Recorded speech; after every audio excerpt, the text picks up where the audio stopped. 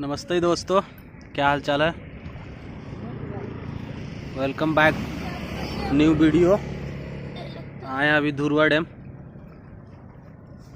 Dam का भी view दिखाते हैं आपको। ये देखिए रांची का धुरवा डैम।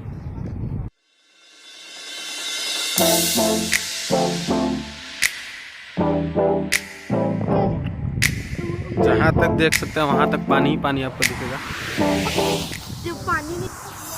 यहाँ पे लोग बहुत दूर दूर से घूमने और देखने आते हैं।